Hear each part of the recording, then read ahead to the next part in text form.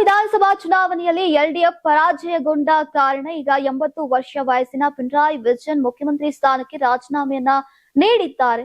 ಪಿಣರಾಯಿ ವಿಜಯನ್ ನಿರ್ಗಮನದೊಂದಿಗೆ ಈಗ ಕರ್ನಾಟಕದ ಮುಖ್ಯಮಂತ್ರಿ 78 ವರ್ಷ ವಯಸ್ಸಿನ ಸಿದ್ದರಾಮಯ್ಯ ಈಗ ದೇಶದ ಅತ್ಯಂತ ಹಿರಿಯ ಮುಖ್ಯಮಂತ್ರಿ ಎಂಬ ಹೆಗ್ಗಳಿಕೆಗೆ ಪಾತ್ರರಾಗಿದ್ದಾರೆ. ಸಿದ್ದರಾಮಯ್ಯ ಅವರ ನಂತರ ಆಂಧ್ರ ಪ್ರದೇಶದ ಚಂದ್ರಬಾಬು ನಾಯ್ಡು, ಮಿಜೋರಾಂನ ಲಾಲ್ದು ಹೋಮಾ ಮತ್ತು ನಾಗಾಲ್ಯಾಂಡ್ನ ನೆಫಿಯು ರಿಯೋ ಅವರು ಈಗ ಹಿರಿಯ ಸಾಲಿನಲ್ಲಿ ನಿಲ್ತಾರೆ.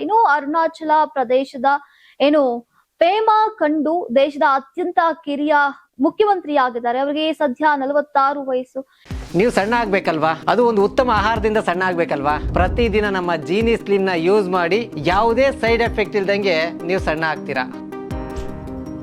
ಈಗ ಸಿದ್ದರಾಮಯ್ಯ ಅವರು 1983ರಲ್ಲಿ ತಮ್ಮ 36ನೆಯ ವಯಸ್ಸಿನಲ್ಲಿ ಮೊದಲ ಬಾರಿಗೆ ಶಾಸಕರಾಗಿ ಆಯ್ಕೆಯಾಗಿದ್ದು, ಅಂದಿನಿಂದ ಸಚಿವರಾಗಿ, ವಿರೋಧ ಪಕ್ಷದ ನಾಯಕನಾಗಿ ಮತ್ತು ಈಗ 2ನೆಯ ಬಾರಿಗೆ ಸಿಎಂ ಆಗಿ ಸೇವೆಯನ್ನ ಸಲ್ಲಿಸ್ತಾ ಇದ್ದಾರೆ.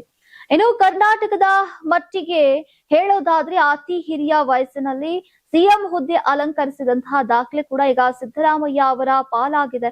ಈ ಹಿಂದೆ ಬಿಜೆಪಿ ಪ್ರಭಾವಿ ನಾಯಕ BS ಯಡಿಯೂರಪ್ಪ 2021ರಲ್ಲಿ ಸಿಎಂ ಸ್ಥಾನಕ್ಕೆ ರಾಜೀನಾಮೆಯನ್ನ ನೀಡಿದಾಗ ಅವರಿಗೆ 78 ವರ್ಷ 5 ತಿಂಗಳು ವಯಸ್ಸಾಗಿತ್ತು. ಈಗ ಸಿದ್ದರಾಮಯ್ಯ ಅವರು ಅದಕ್ಕಿಂತಲೂ ಹೆಚ್ಚಿನ ವಯಸ್ಸು, ಆ ಮೂಲಕ ಕರ್ನಾಟಕದ ಅತ್ಯಂತ ಹಿರಿಯ ಸಿಎಂ ಅಂತ ಅನ್ಸ್ಕೊಂಡಿದ್ದಾರೆ. ಹೋಲಿಕೆ ಮಾಡಿದ್ರೆ SM ಕೃಷ್ಣ 72ನೇ ವಯಸ್ಸಿನಲ್ಲಿ ಮತ್ತು JH ಪಟೇಲ್ 69ನೆಯ ವಯಸ್ಸಿನಲ್ಲಿ ಅಧಿಕಾರದಿಂದ ನಿರ್ಗಮಿಸಿದ್ರು. R ಗುಂಡೂರಾವ್ ಅವರು 43ನೆಯ ವಯಸ್ಸಿನಲ್ಲಿ ರಾಜ್ಯದ ಅತ್ಯಂತ ಕಿರಿಯ ಸಿಎಂ ಆಗಿ ಪ್ರಮಾಣ ವಚನವನ್ನ ಸ್ವೀಕರಿಸಿದ್ರು.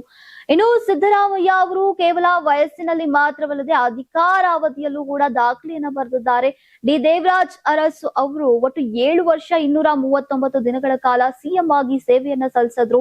ಸಿದ್ದರಾಮಯ್ಯ ಅವರು 2013ರಿಂದ 2018ರವರೆಗೆ ಪೂರ್ಣ ಅವಧಿಯನ್ನ ಮುಗಿಸಿ ಮೇ 2023ರಿಂದ ಮತ್ತೆ ಅಧಿಕಾರದಲ್ಲಿದ್ದಾರೆ. ಈ ಮೂಲಕ ಅರಸು ಅವರ ಸುದೀರ್ಘ ಕಾಲದ ಅಧಿಕಾರಾವಧಿಯ ದಾಖಲೆನ ಕೂಡ ಸಿದ್ದರಾಮಯ್ಯ ಅವರು ಹಿಂದಕ್ಕಿದ್ದಾರೆ.